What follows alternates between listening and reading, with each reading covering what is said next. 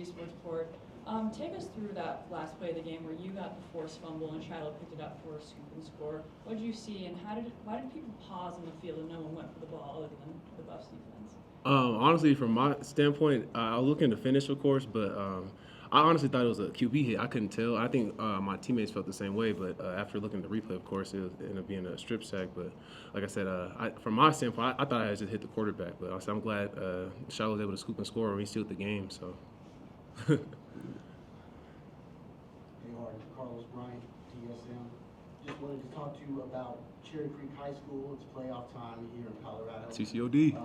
How much did that program impact how you play at the next level? I feel like from a brotherhood standpoint, I feel like it helped me understand just the team sport aspect of football, and I feel like as close as we got through those 4 years, all the guys that came through, and just some of the legendary coaching, one, of course, Coach Logan, and then two, like some of the legendary players that's playing, of course. So I feel like from that aspect of just brotherhood and having a system, developing that from, here or even when I was at Missouri, like just continue to bring that along with me. I feel like that helped me in my success in college. So. Hey, what's up, Arden? We've seen you, be vocal on social media, trying to recruit the program and stuff like that. Just why did you assume that role, and what could players expect when they come here to play for Colorado? Like I said, just from a brotherhood standpoint and building a system, like I said, we want to be successful and continue the success we're having. So I feel like the guys that are around the country that are having good success, or some of these like high-rated guys, or they have some talent, like I feel like they should showcase it here. And obviously, this is a big platform, big stage. Like this is the things that kids want. So, like I said, why not? Hey, Arden. Brian Howell from Bola Daily Camera. Talked to you when you first transferred here, and you were so excited to come back and be in your hometown, your dad's team and all that. How much does it mean to you that you're making plays and making an impact on this team this year? Like I said before, it's an honor. I said I'm one of the legacy buffs on this team, so I look at it a different way. Like with me wearing the CU emblem on my helmet and on my jersey, like I feel just knowing the history and just how much it means to the people before me. Like I take pride in what I do. So every time I step on the field, it's just like gotta make a difference. So. How much dad's barbecue you get? Oh, all the time. That's like every Sunday almost. So. Hey, Arden, Pat Graham, Associated Press. 7 sacks against Texas Tech, I think 29 this year. What's changed? What's going well? They just come in bunches, or what's going on with that defensive? Like some of the NFL experience I've been around, they definitely say it comes in bunches. But I feel like just staying consistent and continue to keep rushing and figure out plans that help us create havoc and be successful and just influence on the quarterback. I think we all in our room from D tackle to D end, like all just continue to keep rushing and got on our bag and end up making plays. So I think just from a standpoint of having 29 sacks now, we got to keep going, and it hasn't stopped. So. Hi, Arden. Adam Tiger, 24/7 Sports. Just kind of building off Ryan's question there about you being a legacy buff.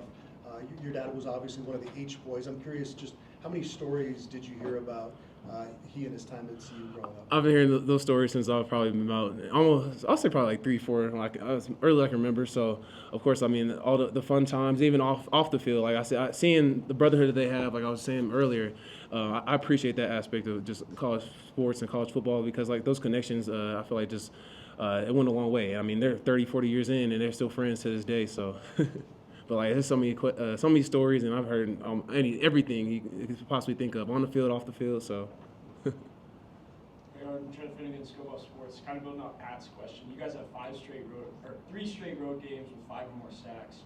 What is it about those hostile environments, especially Texas Tech, which is super hostile, that fires you guys up as a defense? I feel like at this time of the season, it's more like it's a playoff environment. So that's our goal, to get to the college football playoffs. And you think about it, we're away from home. We'll be playing on national TV. So these are times where everything's just like magnified, I guess you could say. So I feel like during the week in practice, we kind of look at it from an aspect of make sure we're just intent with our details and stuff like that. So when we do go on these hostile environments and on the road, like we know, like we're calm, cool, and collective, to be honest. So.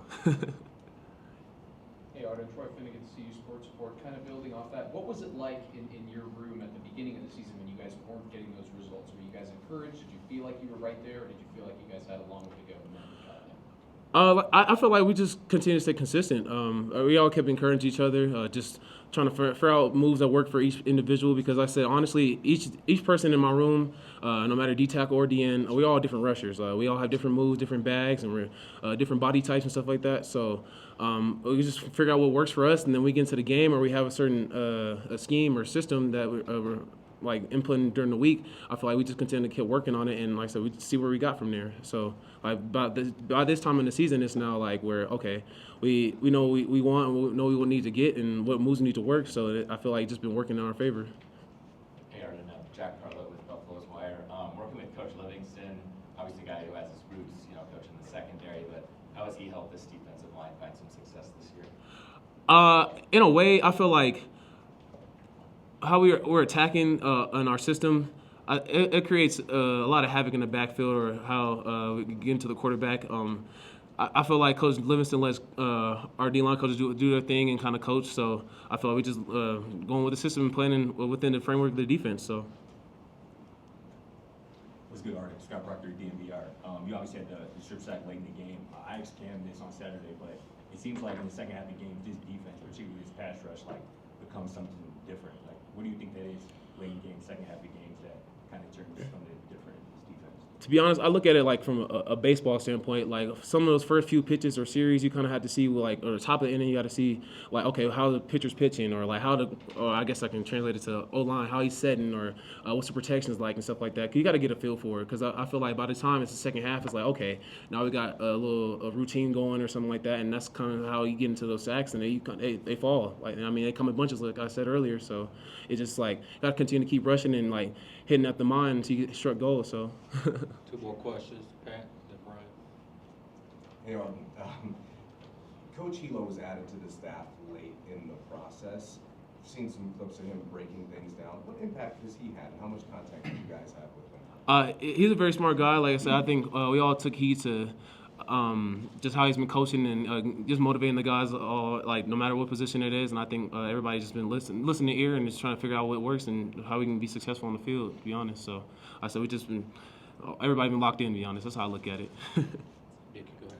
Taj Brooks averaged 4.4 yards per game. He kind of got going in the fourth quarter, but up until then, through 3 quarters, you guys did a really good job stopping him. Kind of week by week, what goes into the game plan around guys like that, specific running backs, and stopping the run overall?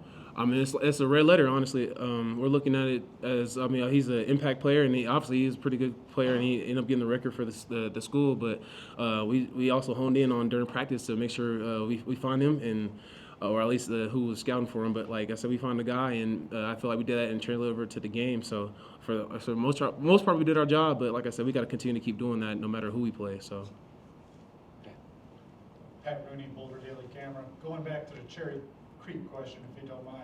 Are you tight with your old quarterback, Julian Hammond? Oh, that's actually one of my best friends. He plays basketball. We played basketball growing up together too. So I played for Chauncey Billups Elite and everything too. So through AAU, it's kind of crazy. Most of my friends are basketball players, but I talk to them all the time, almost every day. So that's one of my good guys for sure. Last question. I just want to ask you, you guys were not known as being real physical last year, but it feels like there's a big difference in that right now in the last several weeks. Are you feeling that? And if so, where do you think that's coming from? You guys are just being a more physical, aggressive team. Honestly, our 3 coaches has just emphasized on us just being physical and playing fast. So I feel like the guys throughout the weeks, we just continue to play hard, and actually it's been paying off. That's really what it is. But I feel like we're still climbing up the mountain, and we want to get to the top. So like I said, we just got to continue to stay consistent with playing hard and playing fast. So playing physical, it separates us. So obviously coming from the SEC, I know what it takes. So that's actually some physical ball like y'all has will different. So Thank you, Arden. for sure. Thanks, Arden.